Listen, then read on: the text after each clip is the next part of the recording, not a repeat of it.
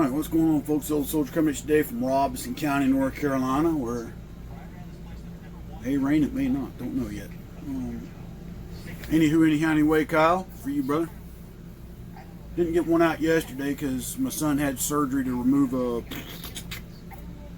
something infarction, some tissue on his side from a previous surgery where they removed his gallbladder or his appendix. They said might have caused it.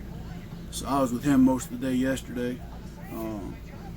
He's fine, he's recovering, just a little tender from the incisions they made, but they did find it and sent it off to pathology. We'll know for sure in a week what it really was, but that was what was causing his side pain. But anyway, I want to show off my new shirt that I got from the Hodge Brothers, Second Amendment.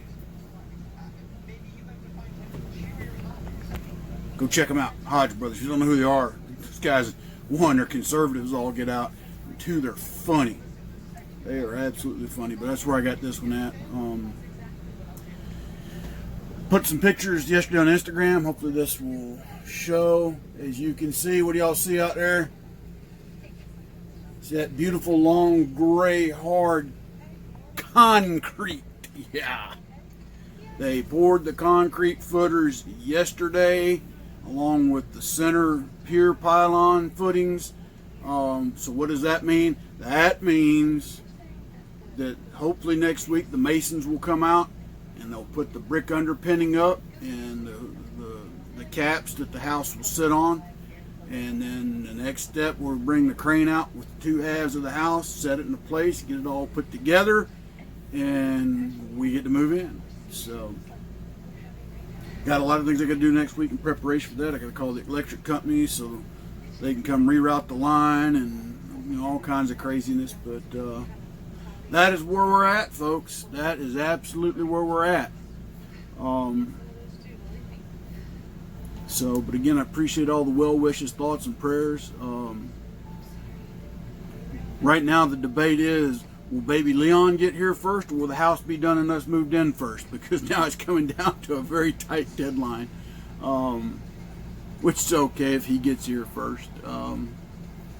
Either way it goes. And baby David too, except he'll be out in Kansas for at least another year before my other son gets closer to the East Coast, but that's all right. But anyway, folks. On a more serious note, we need to keep our ears to the ground and our eyes wide open, folks. This band of thieves that are currently on Capitol Hill and in the White House. Something is afoot, and I can't put my finger on it because I ain't the smartest man in the world. Wished I were, but I ain't. But I'm not so dull that I don't know that something, that there's not something afoot. And what do I mean by that? You've got a president who you probably couldn't ask him any time of the day, at any given time of the day, and get a correct answer. And for him to come out, and that's the other reason I wore this shirt today, his comment that no amendment is absolute. That is something a tyrant would say. Now, mind you, he was probably told to say it by his handlers. And make no bones about it, his handlers are probably the former president of the United States, another thief in chief, Barack Hussein, communist Obama, and his boyfriend or husband Michael, along with what's that Iranian heifer's name, Valerie Jarrett. Okay.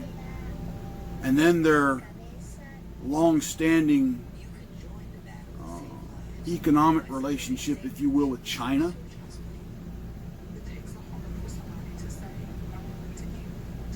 I have a theory.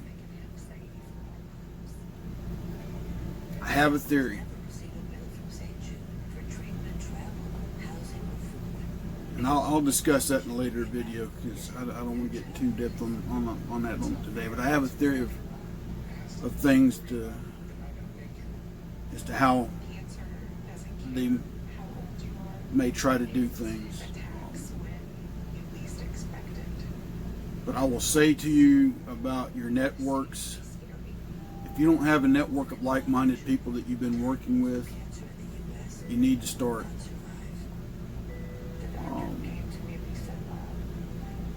And it's going to sound silly, but you need to be training of some kind. And I mean, when I say training, one, you need to practice some basic skills. First aid being one of them. Because that can help you in any situation. Try to exercise when you can. I'm not saying you got to go to the gym every day. I'm not saying you've got to do these power seal workouts that you see these guys advertising, but you need to try and exercise every day in some shape, form, or fashion. Because there's a lot of you out there like me that got aches, pains, disabilities, issues, mobility, but you got to try.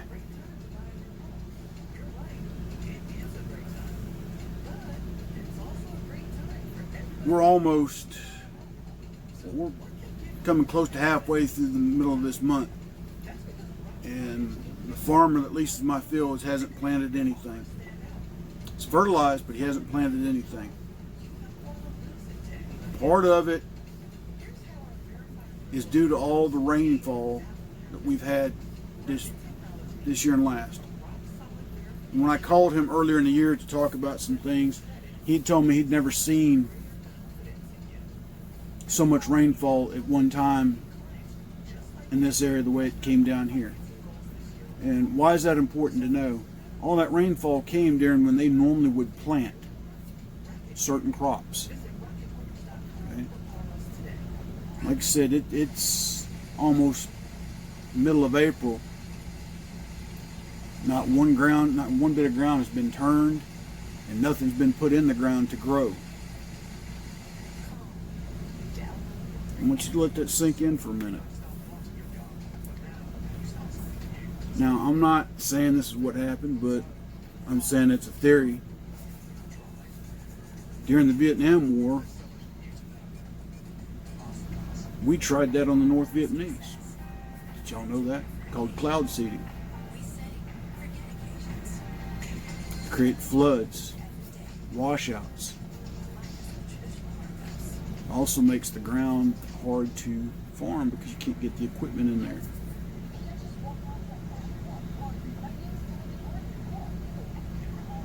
Now, Uncle Al over on Die Bullfrog 79 talks about food shortage.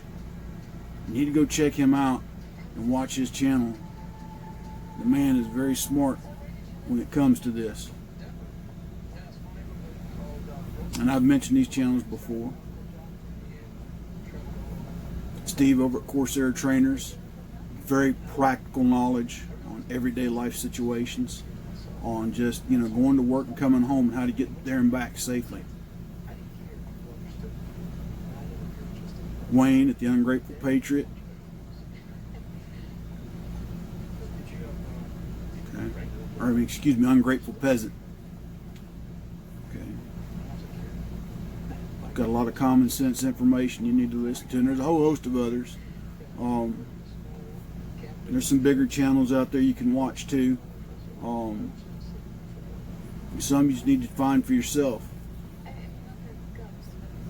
But if these farmers this year don't plant anything, where are we going to get our food from? When you think about this, Bill Gates bought up a boatload of farmland here in recent years. Why? Now, I know the answer, and you probably know the answer, but just think about it. Why? Why does Bill Gates need all that farmland? And then I watched this Amazon commercial where the lady talks about all these meals they've been delivering during the crisis. And if people can't get to the food, we'll get the food to the people. Think about that for a minute.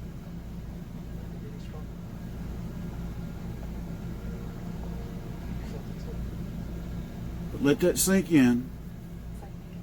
Again, I don't have all the answers, folks. All I can tell you is try to prepare as best you can. Network.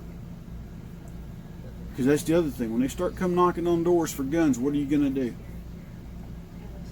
It's going to be the next step that's going to come down the line if this tyranny continues the way it's continuing.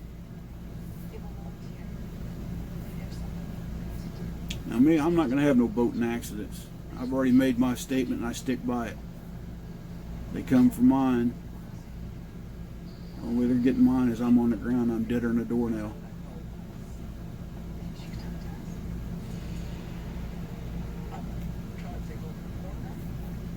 I'm not giving up my ability to defend myself or my family.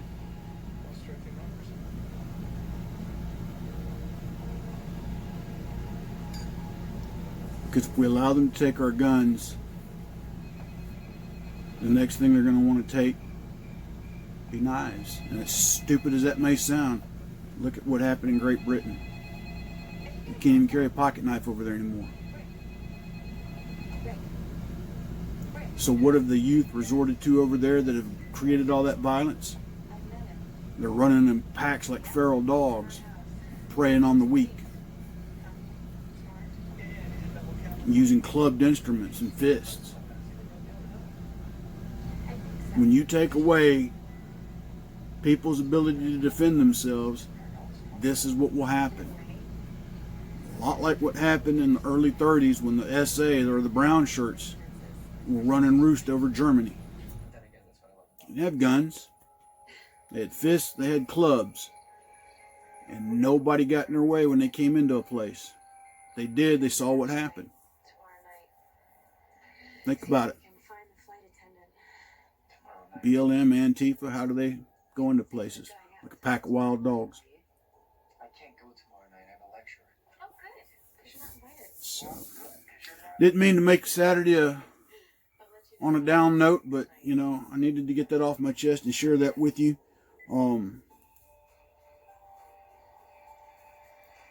Get you a good book on first aid. That's the other thing. Go to your local bookstore. A lot of your military surplus stores will have, old manuals. The old ones still got a lot of good information. You can get modern day books on first aid from a lot of places. I would suggest you get one on herbal medicine as well. Okay, because we may very well come into a time where certain medications that we're normally used to getting may become short in supply. And you're going to have to look at alternative ways to reduce fever, ease pain, ease with digestion, whole 9 yards. So look at books on herbal medicine, basic first aid skills. Okay. Learn to use things that you have on hand in addition to the fancy stuff you can get. Okay. Steve over at Corsair Trainers critiqued a young man on self-tourniquet the other day. And Steve had been right on point on using these self-applying tourniquets. Okay. All right. You need to go check that one out. But also on that note, he had a lot of common sense information about it too. First thing is, tourniquet's not always your first choice. Okay. I'm just using this example. That's why you need to get these books on first aid to learn, when you do what and what sequence and what chain of events might you go X, Y, Z to do this or to do that. Do you elevate legs for an abdominal wound or you leave them flat on the ground? What do you do? Do you know? Okay. If you can, get you a copy of the Army's Warrior Task Training Manual. I don't know what the Corps called it, Steve, but that was the Army. In my day, it was called the Common Task Training Manual.